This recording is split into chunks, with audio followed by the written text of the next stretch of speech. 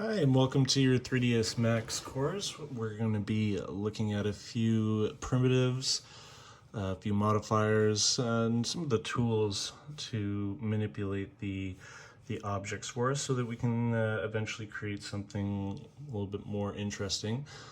So let's get started. So the first thing being primitive. So here's a box. Let me just show you the cube. 6 sides, polygon. So each one of these, let me just create, so I'm going to be turning this into a 3D modifier.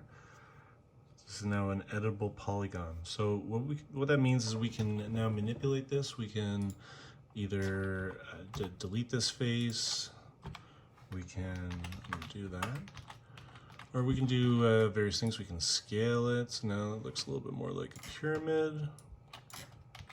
Okay. So you can see we have 6 polys right here. So here's our modifier list. So I'm just going to throw one on these very quickly. And I'm just going to pick Turbo Smooth. So as you can see, our poly count is now at 48. If I change our iterations, look at that, we get something that's a little bit more round, like a sphere.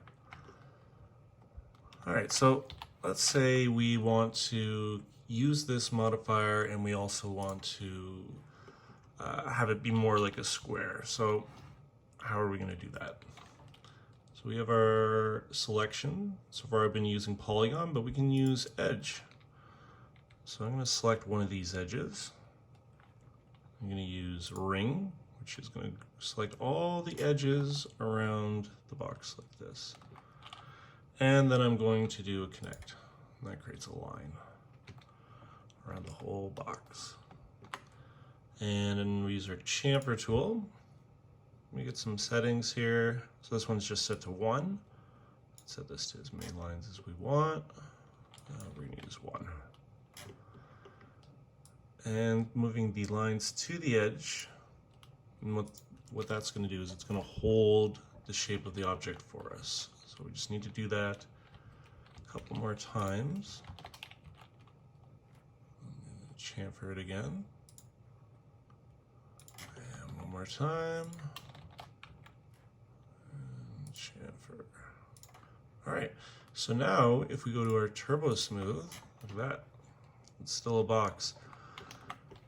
Polygons are in the 110,000, but you can see that it kind of gives this nice crisp looking edge rather than before. So let's compare the two.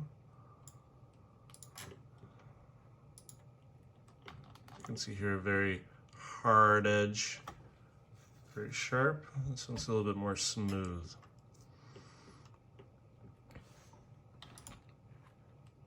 And that's just a brief rundown on how to use some of the tools and modifiers in 3ds Max. I hope you enjoyed this course, and we hope to see you next time.